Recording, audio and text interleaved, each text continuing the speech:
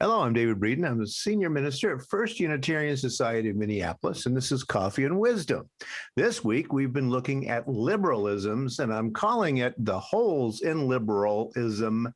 And then I added an S because we've been discovering that there are lots and lots of different kinds of liberalism that goes all the way from an ultra-rightism to an ultra-leftism and all points in between.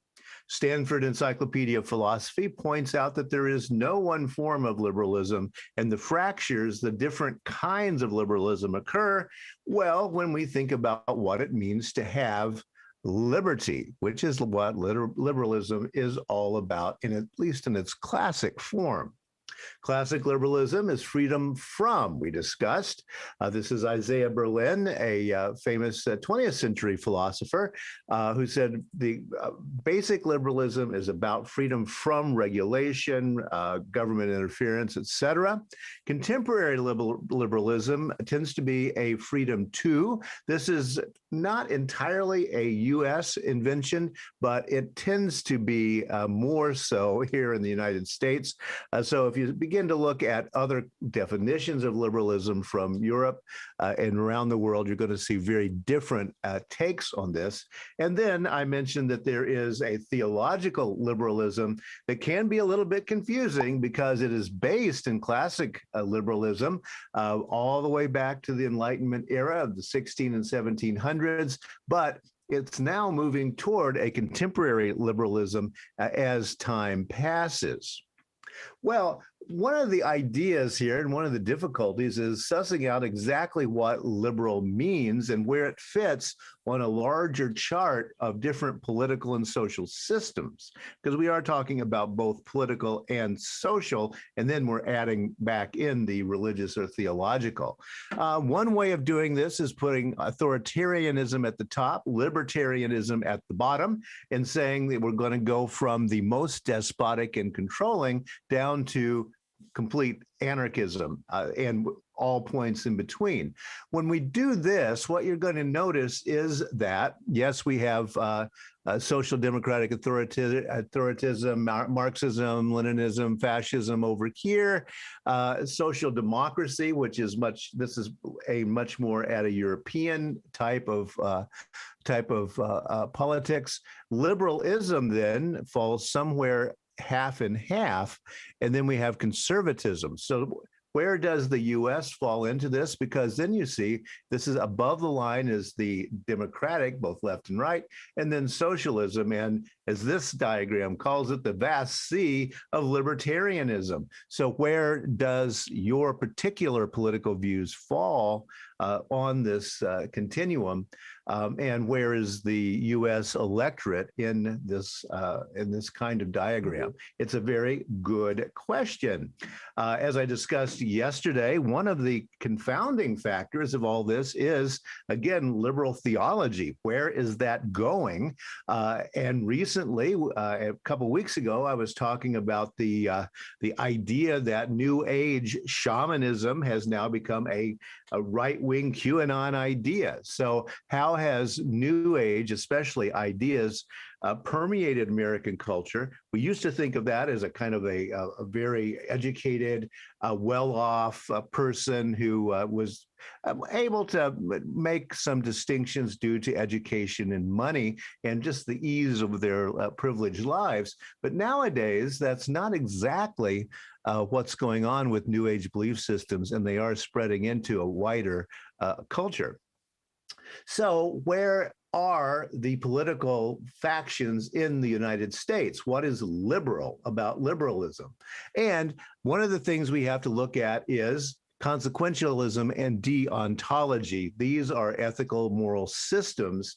And I note here that nothing is personal. This is collective ethics. There are more complex and nuanced ethical systems that personally you can have, people have, such as virtue ethics. That's the most famous one, and it goes back to Aristotle.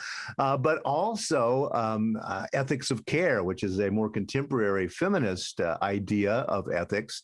But really, in politics, especially especially here in the US, we have to deal with these very broad categories.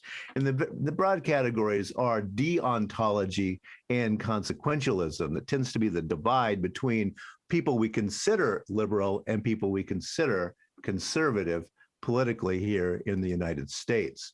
Studies have found that religious individuals and political conservatives consistently invoke deontological ethics.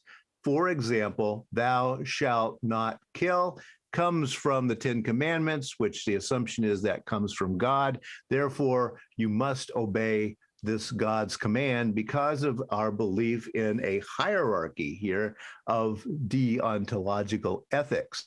God said it, I believe it, that ends it, tends to be one of the ways to look at this. So the Ten Commandments, we've got to put them up in the courthouses because that is the basis of law, according to deontologists. Deontology is a Greek derivative. It comes from a term, deon, meaning obligation or duty, and the study of what is our obligation or duty. And it means that action should be based on whether that action itself is right or wrong under a series of rules rather than based on the consequences of an action. So we can look to authority then to tell us what is right and what is wrong, deontology. But what about when authority requires an evil action? This is where deontology begins to break down. We do know that Adolf Eichmann, who was responsible for the death of millions of people, said, I was just following orders in his court trial. Famously, Eichmann in Jerusalem, a report on the banality of evil by Hannah Arendt, the European philosopher who later moved to the United States. That's what she's talking about with this banality of evil, is when we have a whole system in which people simply follow orders and believe that their responsibility is not theirs, then this is how evil can be perpetrated. She said, under conditions of tyranny, it is far easier to act than to think. So that's one place where deontology causes a few little problems.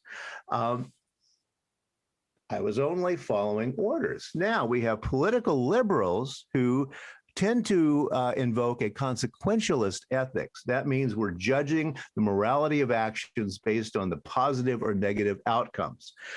In Coffee and Wisdom, we have discovered and discussed where this comes from. It is a early 19th century idea, at that time called utilitarianism. It has been expanded by various kinds of philosophical nuances over the time, but it's easiest to grasp this by we want to look at the consequences of the actions rather than God said it and therefore I will do it, or my boss said it and therefore I will do it.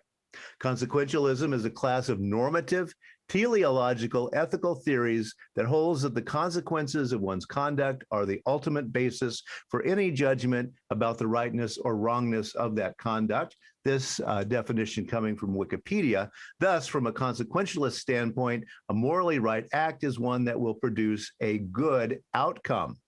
We're looking at the consequences. We remember that in utilitarianism, anyway, the saying is the greatest good for the greatest number.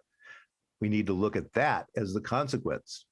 Well, so one of the problems with deontological ethics is, who is your authority figure and what does that authority figure want? Who is interpreting the authority? So maybe you don't want Adolf to be your authority hierarchy, but what about God? And then where are you getting the ideas of what God has to say? That's a good question, and not as easy as it might at first appear, since many different religious traditions have many different interpretations of what those deontological meanings are. Again, God said it, I believe it, that ends it. The problem with consequentialism is, how can we know the consequences for sure? That's the first one. We know that many laws have consequences that we didn't think would be there. It takes 5 years, 10 years down the road, but suddenly a consequence appears that was an unintended consequence. We hear that phrase quite a bit in American politics. So that's one thing. We can't see all of the consequences. That's a problem. And also, what if someone wants the consequence to be what others would consider immoral? Who gets to decide which consequences are moral and which are not? Now, again, utilitarianism itself, when it was focused on personal ideas of ethics, well, we all have a personal moral compass, don't we? Theoretically anyway. But what about social issues? What about the larger issue of politics when this is being decided by a large number of people? Then things become a little bit more complicated. And indeed, hierarchical figures may have some kind of consequence in mind that the electorate does not have. I showed you that square as a way of thinking about political, where you are on a political spectrum. A lot of theorists have struggled with this. Because how do we talk about where people are politically and socially? In this one, this is the Nelsylvian political triangle, a alternative to the right-left spectrum, it says. Here we have subjective morality down at the bottom and absolute morality. So we have this idea of consequentialism on one side and deontology on the other. And you see that totalitarianism, communism, fascism comes on one side. Theocracy, that is doing what Sharia law, what the Ten Commandments, and that kind of thing. And as we work it up from more collectivism, fascism, communism, theocracy, to more individualism, we get then into socialistic ideas of various varieties, and then neoconservatism, and then libertarianism. Minarchy means an absolute minimum government. Only to protect private rights and to have a standing army, for example, and then complete anarchy in which all individuals are making all of their decisions all the time. So where does American politics fall within this, and where do liberals fall within this particular idea? And as you see, it does problematize what conservatism and liberalism means in American politics, especially since most of us are in the American political cycle. It's very difficult to map this out, as you see, and one of the reasons is that we have all kinds of liberalism. Well, we're going to talk some more about that tomorrow, looking back at some theorists who have tried to put their finger on that. Tonight at 7 o'clock Central Time, we will be having Bibles and beer. Today it's Moses Won't Ask for Directions. Why is it that the Hebrew children are wandering in the desert for 40 years after they leave Egypt? What's up with that? Because it's just not that far. So we'll be looking at that idea tonight. And at First Unitarian Society, all month long, we are talking about our theme of becoming. So we'll see you again tomorrow when we'll be talking about how do we put our finger on the idea of liberalism in a social and political context. Thank you.